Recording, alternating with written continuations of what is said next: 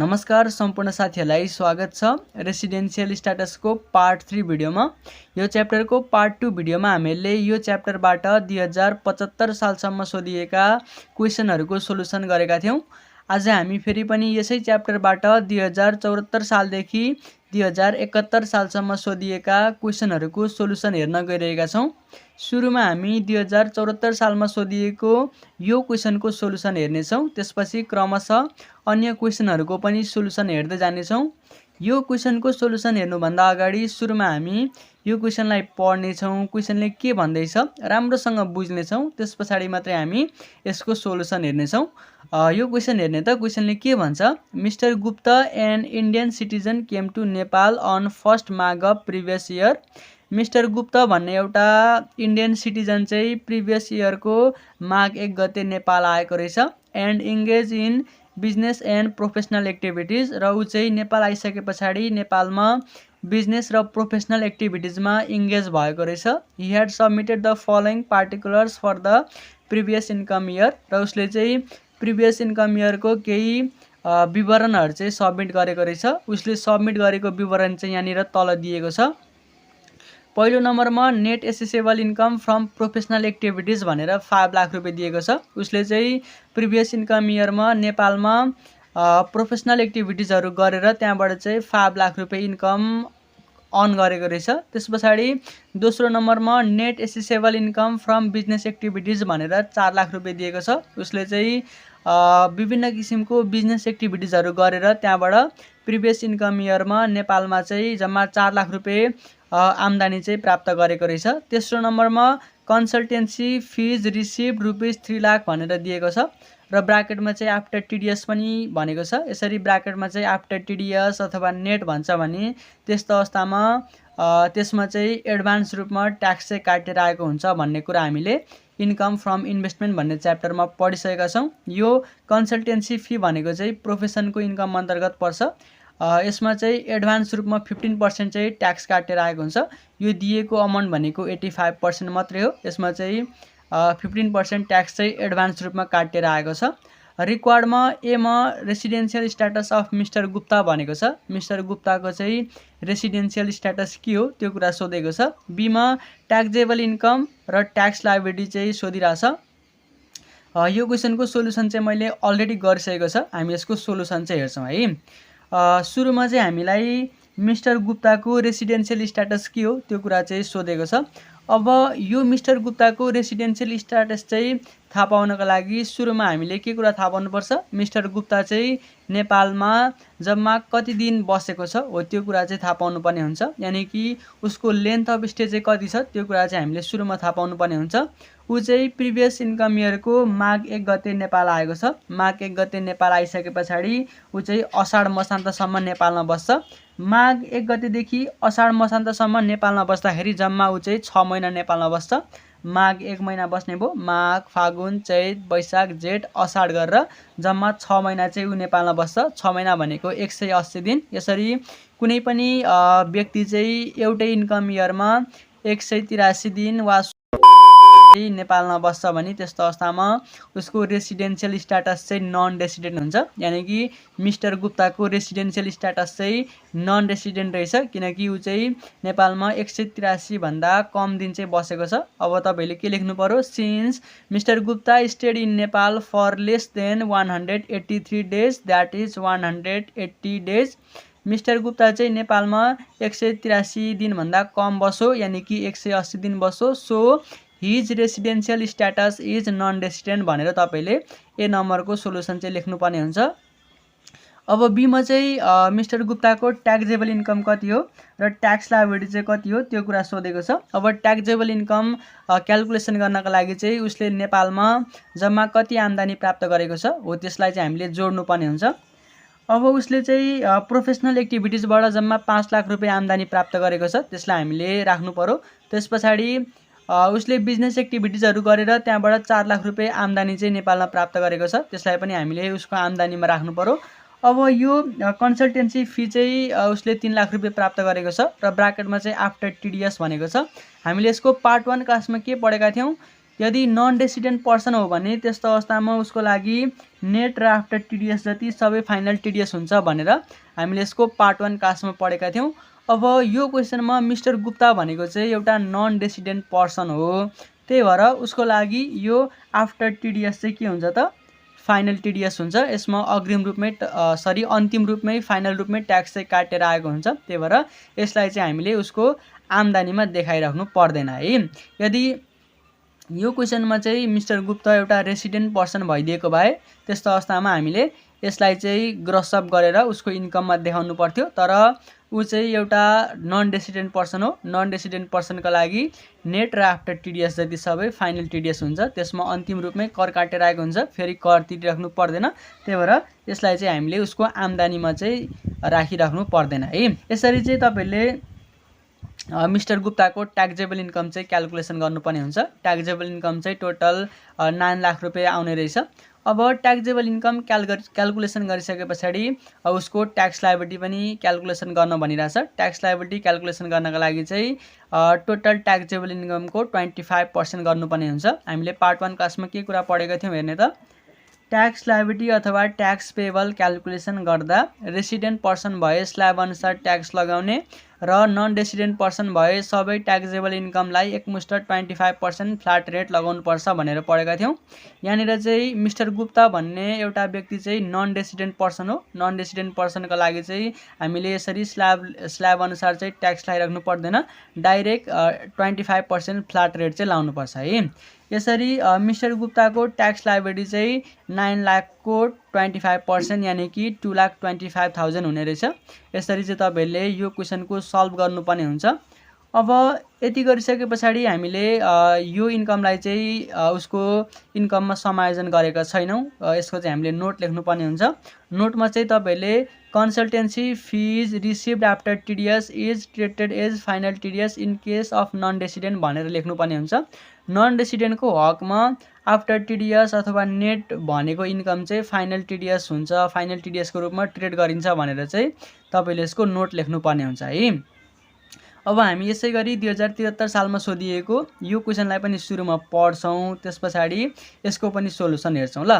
Question हेर्ने त, Mrs लिना केम टु नेपाल अन 1 साउन of the previous year. Mrs लिना भन्ने एउटा व्यक्ति चाहिँ प्रिभियस इयरको श्रावण 1 गते नेपाल आएछ। ऊ चाहिँ श्रावण 1 गते चाहिँ नेपाल आएको रहेछ। श्रावण 1 गते भनेको चाहिँ नेपालको आर्थिक वर्षको सुरु दिन, यानि कि ऊ चाहिँ प्रिभियस इयरको आर्थिक वर्षको सुरु दिन नै नेपाल आएको रहेछ। And is working in the embassy of France. ऊ चाहिँ फ्रान्सको एम्बेसीमा काम गरिरहेको रहेछ, यानि कि ऊ चाहिँ फ्रान्सको इम्प्लोइ रहेछ।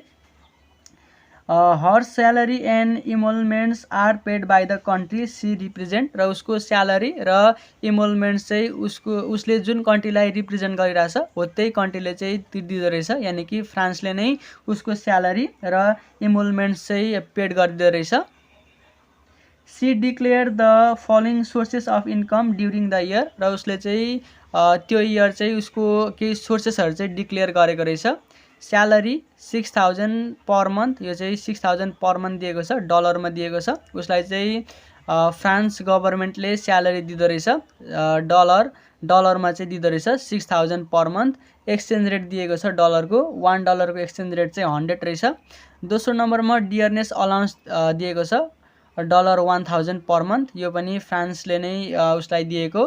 त्यस पछाडि she runs a small business in Nepal and has earn ₹5 lakh as assessable income. र उसले चाहिँ नेपालमा केही सानोतिनो बिजनेसहरू चाहिँ सञ्चालन गरेको रहेछ र त्यहाँबाट चाहिँ 5 लाख रुपियाँ चाहिँ कमाएको रहेछ। रोयल्टी इन्कम ₹68,000 आफ्टर टिडिएस भनेर दिएको छ। उसले चाहिँ रोयल्टी इन्कम 68,000 प्राप्त गरेको रहेछ, ब्राकेटमा आफ्टर टिडिएस पनि भनेको छ। यसरी आफ्टर टिडिएस अथवा नेट भन्छ भने त्यसमा चाहिँ एडभान्स रूपमा ट्याक्स काटेर आएको हुन्छ। यो रोयल्टी इन्कम भनेको चाहिँ इन्भेस्टमेन्टको इन्कम अन्तर्गत पर्छ। हामीले कम फ्रम इन्भेस्टमेन्ट भन्ने च्याप्टरमा यो कुरा पढिसकेका छौँ। यो आफ्टर टिडिएस भनेको छ, यसको अर्थ यसमा चाहिँ एडभान्स रूपमा ट्याक्स काटेर आएको चाहिँ छ। रोयल्टी इन्कममा एडभान्समा 15% ट्याक्स चाहिँ काटेर आएको हुन्छ। यो आएको 68,000 भनेको 85% मात्रै हो। यसलाई हामीले भरि राख्दाखेरि चाहिँ यसलाई ग्रस अप गरेर चाहिँ राख्नुपर्ने हुन्छ ल।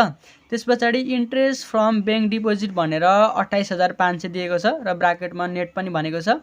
यो ब्याङ्कबाट प्राप्त भएको इन्ट्रेस्ट चाहिँ व्यक्तिको केसमा फाइनल टिडिएस हुन्छ। यसमा चाहिँ अन्तिम रूपमै ट्याक्स काटेर आएको हुन्छ। हामीले यसमा फेरि ट्याक्स लगाइराख्नु पर्दैन, त्यही भएर हामी यसलाई इन्कममा राख्दैनौँ। त्यस पछाडि उसले क्लेम गरेको केही एक्सपेन्सेसहरू दिएको छ। पर्सनल एक्सपेन्सेस भनेर 2 लाख रुपियाँ दिएको छ। यो पर्सनल एक्सपेन्सेसलाई हामीले घटाउन पाइँदैन। त्यस पछाडि डोनेसन दिएको छ। उसले चाहिँ पब्लिक स्कुललाई 10,000 डोनेसन दिएको रहेछ। रिक्वायर्डमा एमा भन्छ रेसिडेन्सियल स्ट्याटस अफ मिसेस लिना। यो मिसेस लिनाको रेसिडेन्सियल स्ट्याटस चाहिँ के हो त्यो कुरा सोधिरहेछ। बीमा उसको ट्याक्सेबल इन्कम चाहिँ कति हो त्यो कुरा सोधेको छ। यहाँनिर चाहिँ ट्याक्स लायबिलिटी सोधेको रहेछ। मैले यो क्वेसनको सोलुसन पनि अलरेडी गरिसकेको छ, त्यसको पनि हामी सोलुसन हेर्छौँ है। यो क्वेसनको सोलुसन हेर्ने त यो क्वेसनमा पनि हामीलाई सुरुमा मिसेस लिनाको चाहिँ रेसिडेन्सियल स्ट्याटस के हो त्यो सोधेको छ। अब उसको रेसिडेन्सियल स्ट्याटस फाइन्ड आउट गर्नको लागि सुरुमा हामीले के कुरा फाइन्ड आउट गर्नुपर्छ, ऊ चाहिँ नेपालमा कति दिन स्टे गरेको छ हो त्यो कुरा चाहिँ फाइन्ड आउट गर्नुपर्ने हुन्छ। ऊ चाहिँ नेपालमा फर्स्ट राउन्डमा आएको, यानि कि आर्थिक वर्षको सुरुमै आएको। अब फर्स्ट राउन्डमा आइसके पछाडि ऊ चाहिँ आर्थिक वर्षको अन्त्यसम्ममा नै नेपालमा बस्छ, यानि कि 30 असारसम्मै बस्छ। 30 असारसम्म बस्दाखेरि जम्मा ऊ 12 महिना नेपालमा बस्ने भयो। 12 महिना भनेको 360 दिन। 360 दिन चाहिँ ऊ नेपालमा बस्ने रहेछ।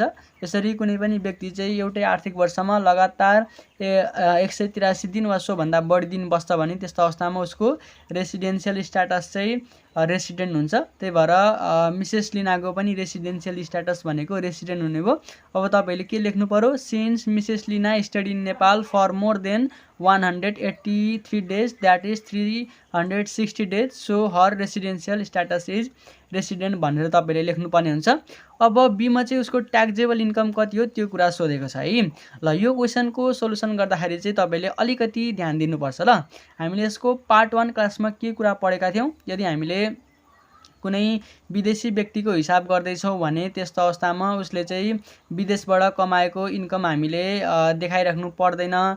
उसले नेपालमा आएर जे जति इन्कम गरेको छ हो त्यसलाई मात्रै देखाउनु पर्छ भनेर पढेका थियौँ।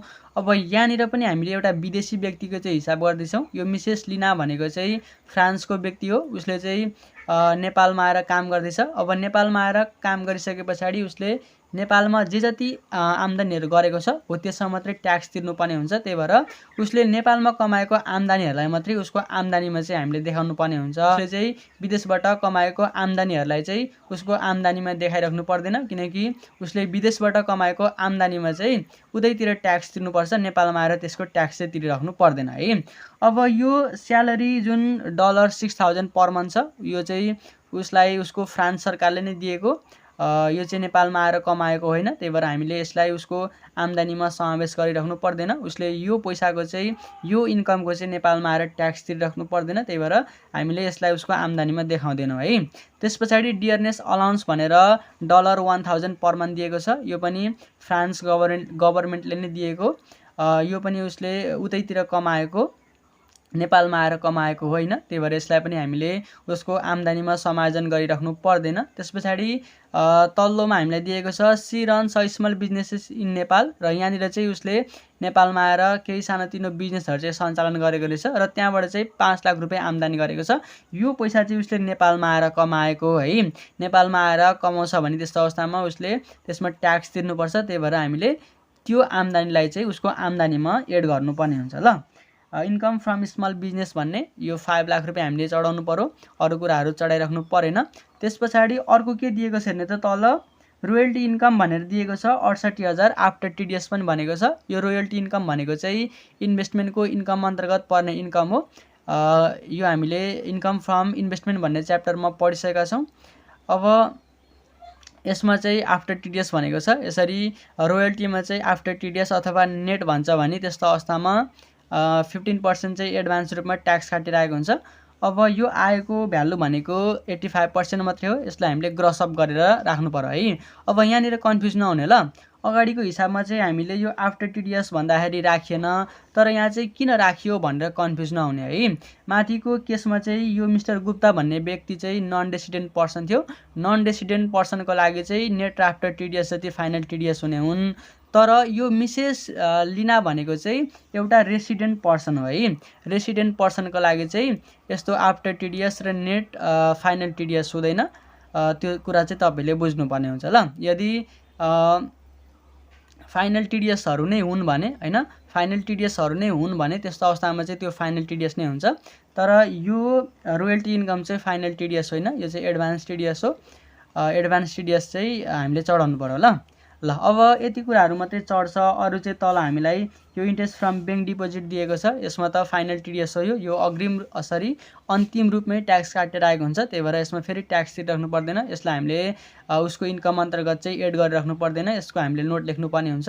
यो दुईटा आम्दानीहरू चाहिँ हामीलाई दिएको छ, यो दुईटालाई जोड्दाखेरि उसको टोटल एसेसेबल इन्कम आउँछ 5,80,000। अब उसको खर्चहरू हामीले घटाउनु पर्यो। यो पर्सनल एक्सपेन्सेस घटाउनु पाइँदैन, यसको नोट लेख्नुपर्ने हुन्छ भरै। डोनेसन टु पब्लिक स्कुल भनेर दिएको छ 10,000, यसको चाहिँ हामीले रुल अनुसार जानु पर्यो।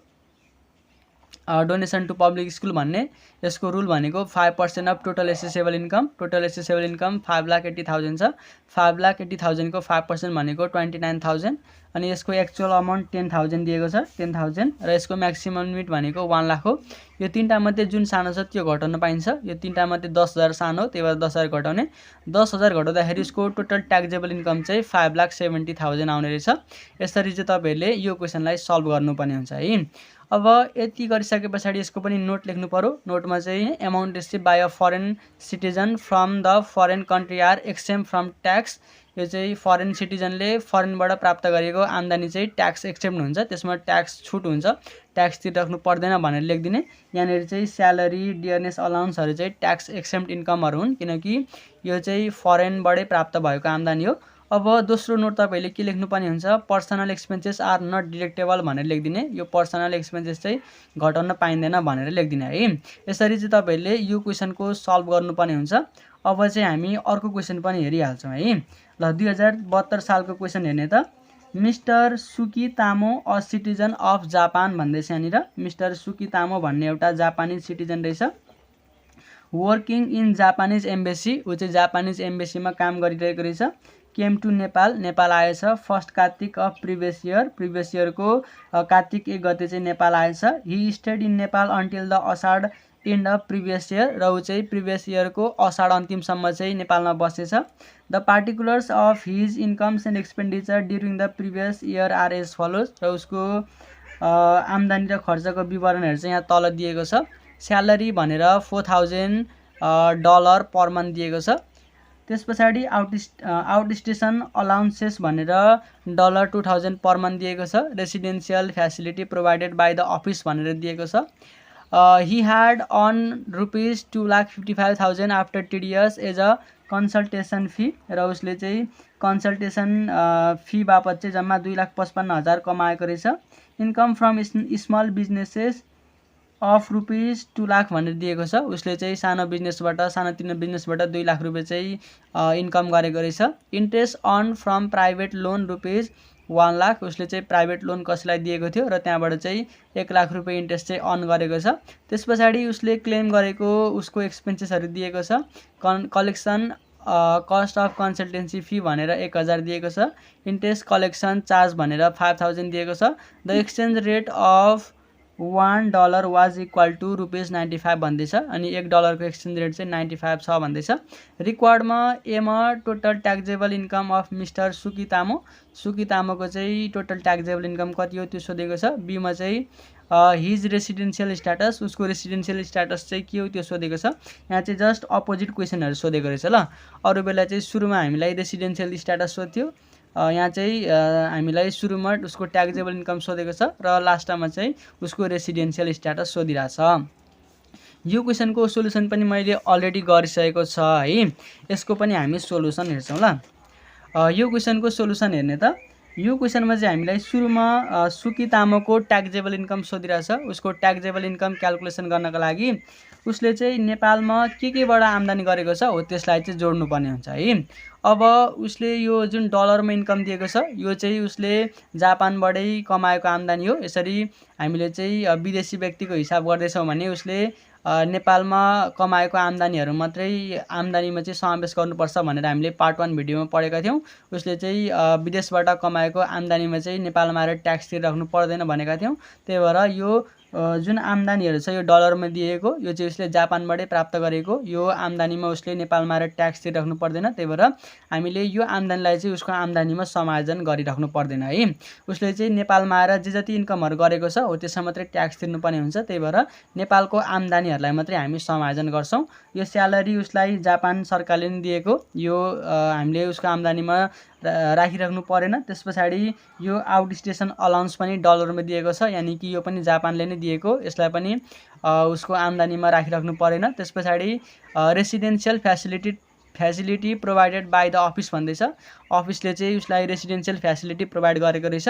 कति प्रोभाइड गरेको छ त्यो पनि दिएको छैन। अब यो जापानी सरकारअनुसार कति छ सुविधा त्यही दिएको होला, त्यो हामीलाई सरोकार भएन। त्यस पछाडि ही ह्याड अन रुपिस 2,55,000 आफ्टर टिडिएस भनेर दिएको छ। यो कन्सल्टेन्सी फी दिएको, कन्सल्टेन्सी फी चाहिँ उसले नेपालमा आएर कमाएको छ 2,55,000 ब्राकेटमा आफ्टर टिडिएस भनेको छ, यानि कि 15% ट्याक्स चाहिँ काटेर आएको छ। यो कन्सल्टेन्सी फी भनेको चाहिँ प्रोफेसनको इन्कम अन्तर्गत पर्छ, यसलाई हामीले उसको आम्दानीमा चाहिँ राख्नुपर्ने हुन्छ ल। अब कन्सल्टेन्सी फी भनेर 2,55,000 राख्ने, यो 2,55,000 भनेको 85% मात्रै हो, 85% मात्रै हो। यसलाई 100% बनाउनको लागि 0.85 ले डिभाइड गर्नु पर्यो। 0.85 ले डिभाइड गर्दाखेरि 3 लाख आउँछ। अब यो कन्सल्टेन्सी फी चाहिँ कलेक्ट गर्दाखेरि लागेको एक्सपेन्सेस पनि दिएको छ, त्यसलाई पनि हामीले घटाउनु पर्यो। यहाँ तल हेर्ने त collection cost of consultancy fee भनेर 1,000 दिएको छ, यसलाई पनि घटाउनु पर्यो। यसलाई घटाइसके पछाडि net accessible income from profession आउँछ। उसले चाहिँ प्रोफेसनबाट कमाएको उसको नेट एसेसेबल इन्कम आउँछ, यो चाहिँ 2,79,000 आउने रहेछ। त्यस पछाडि तल हामीलाई उसले स्मल बिजनेसबाट कमाएको आम्दानी दिएको छ 2 लाख, यसलाई पनि हामीले उसको आम्दानीमा चाहिँ समायोजन गर्नु पर्यो। इन्कम फ्रम स्मल बिजनेस भन्ने 2 लाख रुपियाँ दिएको छ, यसलाई समायोजन गर्नु पर्यो। त्यस पछाडि अर्को यहाँनिर interest on from private loan भन्दैछ। यो प्राइभेट लोन दिइसके पछाडि त्यहाँबाट आएको इन्ट्रेस्ट दिएको छ, यो भनेको इन्भेस्टमेन्टको इन्कम अन्तर्गत पर्दछ। र यो इन्ट्रेस्ट कलेक्सन गर्नका लागि त्यहाँनिर चाहिँ 5,000 चार्ज लागेको रहेछ, यसलाई हामीले घटाउनु पर्यो है। Interest on from private loan भन्ने यो 1 लाख दिएको छ, अनि यो लोनको इन्ट्रेस्ट कलेक्सन गर्दाखेरि लागेको चार्ज दिएको छ 5,000, यसलाई पनि घटाउनु पर्यो। यो घटाउँदाखेरि उसको net accessible income from investment चाहिँ 95,000 आउँछ ल। यसरी यो जम्मा 3टा इन्कम चाहिँ यहाँनिर छ, उसको प्रोफेसनबाट आएको इन्कम, इन्भेस्टमेन्टबाट आएको इन्कम र बिजनेसबाट आएको इन्कम। यो सबैलाई जोड्दाखेरि टोटल एसेसेबल इन्कम आउँछ, टोटल एसेसेबल इन्कम आउँछ। अरू यहाँनिर कुनै पनि कुराहरू घटाउने छैन, त्यही भएर यसलाई नै हामी टोटल ट्याक्सेबल इन्कम भन्न सक्छौँ। टोटल ट्याक्सेबल इन्कम अथवा टोटल एसेसेबल इन्कम चाहिँ 5,94,000 आउँछ। यसरी चाहिँ तपाईँले यसको सोलुसन चाहिँ गर्नुपर्ने हुन्छ ल। अब बी नम्बरमा चाहिँ के सोधेको छ हेर्ने त, बी नम्बरमा चाहिँ उसको रेसिडेन्सियल स्ट्याटस के हो त्यो सोधेको छ। उसको रेसिडेन्सियल स्ट्याटस भनेको के हो त, उसको रेसिडेन्सियल स्ट्याटस भनेको रेसिडेन्ट हो। ऊ चाहिँ 1 कार्तिकमा नेपाल आएको छ, 1 कार्तिकमा आइसके पछाडि ऊ चाहिँ 30 असारसम्म नेपालमा बसेको छ। 1 कार्तिकदेखि असारसम्म, असारको अन्तिमसम्म बस्दाखेरि जम्मा 9 महिना बस्छ। कार्तिक, मङ्सिर, पुष, माघ, फागुन, चैत, वैशाख, जेठ, असार गरेर जम्मा 9 महिना नेपालमा बस्छ। 9 महिना भनेको 270 दिन, 270 दिन भनेको 183 दिनभन्दा ज्यादा, 183 दिनभन्दा ज्यादा चाहिँ बस्यो भने उसको रेसिडेन्सियल स्ट्याटस चाहिँ के हुन्छ त, रेसिडेन्ट हुन्छ है। यो वेबाट चाहिँ तपाईँहरूले यो क्वेसनको सोलुसन चाहिँ गर्नुपर्ने हुन्छ ल। अब यहाँनिर पनि कन्फ्युज नहुने है, यो कन्सल्टेन्सी फी चाहिँ आफ्टर टिडिएस भनेर दिएको छ, यसलाई किन राखेको भनेर कन्फ्युज नहुने। यो मिस्टर सुकी तामो भन्ने चाहिँ नेपालमा 270 दिन बसेको छ। 270 दिन भनेको 183 दिनभन्दा ज्यादा हो, यानि कि यो व्यक्ति चाहिँ नन रेसिडेन्ट पर्सन होइन, रेसिडेन्ट पर्सन नै हो। रेसिडेन्ट पर्सन हुँदाखेरि यो आफ्टर टिडिएस भने पनि जान्छ है। यदि नन रेसिडेन्ट पर्सन थियो भने चाहिँ त्यस्तो अवस्थामा यो कन्सल्टेन्सी फीलाई चाहिँ हामीले राख्नु पर्दैन थियो ल। यो तरिकाले चाहिँ तपाईँहरूले यो क्वेसनको सल्भ गर्नुपर्ने हुन्छ। अब यसको पनि नोट लेखिदिने, यहाँनिर नोटमा के लेखिदिने हेर्ने त, हामीले एउटा के चढाएको छैन यहाँ माथि, हामीले यहाँ माथि भनेको उसको स्यालेरीहरू चढाएको छैन, आउट स्टेसन अलाउन्सहरू चढाएको छैन, अनि अर्को हामीले के कुरा चढाइएको छैन हो, यति कुरा चाहिँ चढाइएको छैन। यो residential facility provided by the office भन्ने चढाएको छैन, यसको नोट लेखिदिने है। नोटमा के लेख्ने त, amount receive by a foreign citizen from foreign country are tax exempt foreign सिटिजनले यानि कि विदेशी नागरिकले चाहिँ विदेशबाट प्राप्त गरेको आम्दानीहरू चाहिँ ट्याक्स एक्सेम्प्ट हुन्छन्, यानि कि त्यसमा चाहिँ ट्याक्स छुट पाउँछन्, ट्याक्स तिरिराख्नु पर्दैन भनेर तपाईँले यसको पनि नोट लेख्नुपर्ने हुन्छ ल। अब यसरी नै हामी यसको अर्को क्वेसनको पनि सोलुसन हेर्छौँ है। सोलुसन हेर्नुभन्दा अगाडि सुरुमा हामी यो क्वेसनलाई पढ्छौँ, बुझ्छौँ के भन्दैछ, त्यस पछाडि सोलुसनतिर जान्छौँ ल। क्वेसन हेर्ने त, Mrs Z an American citizen work in UNDP. Mrs Z भन्ने एउटा अमेरिकन सिटिजन रहेछ, ऊ चाहिँ युएनडिपीमा वर्क गर्दो रहेछ, काम गर्दो रहेछ। Nepal came in Nepal on 20 March of previous year, र ऊ चाहिँ प्रिभियस इयरको माघ 20 गते चाहिँ नेपाल आएको रहेछ। यहाँनिर चाहिँ अल्टर डेट दिएको छ ल। अरू बेला चाहिँ खालि 1 गते 2 गते सरी 1 गते 1 गते भन्थ्यो, यहाँ चाहिँ 20 माघ भनेर दिएको छ। यस्तो भनिदिँदाखेरि नहातिने है। त्यस पछाडि she has submitted the following particulars of her income and expenses for the year, र उसले प्रस्तुत गरेको आम्दानी र खर्चको विवरणहरू यहाँ तल दिएको छ। स्यालेरी कमाएको रहेछ $5,000 पर मन्थ। अब यो चाहिँ अमेरिकाको मान्छे हो, अमेरिकाको मान्छेले नेपालमा आएर कमाएको जति आम्दानी मात्रै ट्याक्स तिर्नुपर्ने हुन्छ। विदेशी कन्ट्रीहरूबाट कमाएको आम्दानीमा चाहिँ नेपालमा आएर ट्याक्स तिरिराख्नु पर्दैन, त्यही भएर यसलाई हामीले उसको आम्दानीमा समायोजन गरिराख्नु पर्दैन है। तपाईँले के कुरा बुझ्नु पर्यो भनेदेखि, यदि विदेशी व्यक्तिको हिसाब गर्दै हुनुहुन्छ भने यस्तो डलरहरूमा दिएको पैसा चाहिँ कुनै पनि नराख्ने भनेर बुझ्दा हुन्छ ल। यदि नेपाली व्यक्तिको हिसाब गर्दै हुनुहुन्छ भने त्यस्तो अवस्थामा चाहे डलरमा दियोस् चाहे रुपियाँमा दियोस् त्यो सबै राख्ने। तर विदेशी व्यक्तिको हिसाब गर्दै हुनुहुन्छ भने यसरी डलरमा दिएको छ भने त्यसलाई तपाईँले नराखिदिने क्या, इग्नोर गरिदिने, त्यत्तिकै छोडिदिँदा हुन्छ है। अब यो कुराहरू त्यही डलरमा दिएको छ, यसलाई मैले पढिनँ, यो तपाईँले इन्कममा पनि राख्नु पर्दैन। त्यस पछाडि उसले नेपालमा के कमाएको छ त्यो मात्र हेर्ने ल। विदेशी व्यक्तिको हिसाब गर्दै हुनुहुन्छ भने नेपालमा आएर के कमाए त्यो मात्र हेर्ने। नेपालमा आएर उसले कन्सल्टेसन बिजनेसबाट 2 लाख रुपियाँ कमाएछ। रोयल्टी फ्रम पब्लिकेसनबाट 1 लाख रुपियाँ कमाएछ। यो रोयल्टी फ्रम पब्लिकेसन भनेको प्रोफेसनको इन्कम अन्तर्गत पर्छ ल। Royalty from writing articles, royalty from book अनि रोयल्टी फ्रम पब्लिकेसन भन्यो भने त्यो चाहिँ प्रोफेसनको इन्कम अन्तर्गत पर्छ। तर रोयल्टी इन्कम मात्रै भन्यो भने त्यो चाहिँ इन्भेस्टमेन्टको इन्कम अन्तर्गत पर्छ। यो कुरा हामीले इन्कम फ्रम इन्भेस्टमेन्ट भन्ने च्याप्टरमा पनि पढिसकेका छौँ। त्यस पछाडि तल दिएको छ इन्ट्रेस्ट फ्रम अनरिकग्नाइज सेक्टर भनेर दिएको छ 25,500 आफ्टर टिडिएस भनेको छ। अनि उसले क्लेम गरेको एक्सपेन्सेसहरू दिएको छ। Donation to a public school भनेर 5,000, डोमेस्टिक एक्सपेन्सेस भनेर 10,000 दिएको छ। The exchange rate of $1 was equal to 90 भन्दैछ। एक्सचेन्ज रेट दिएको छ $1 को। रेकर्डमा residential status of mister Z भन्दैछ। मिस्टर जेटको रेसिडेन्सियल स्ट्याटस के हो त्यो सोधेको छ। बीमा, ट्याक्सेबल इन्कम र ट्याक्स लायबिलिटी सोधेको छ है। यसको पनि सोलुसन मैले अलरेडी गरिसकेको छ। यसको हामी सोलुसन हेर्छौँ ल। यसको सोलुसन हेर्ने त, उसको रेसिडेन्सियल स्ट्याटस निकाल्नको लागि सुरुमा हामीले लेन्थ अफ स्टे निकाल्नु पर्यो।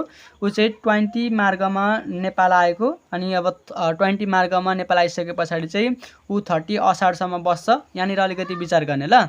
ऊ चाहिँ 20 माघमा नेपाल आएको है, मैले अघिदेखि मार्ग भनिरहेको थियो होला सायद।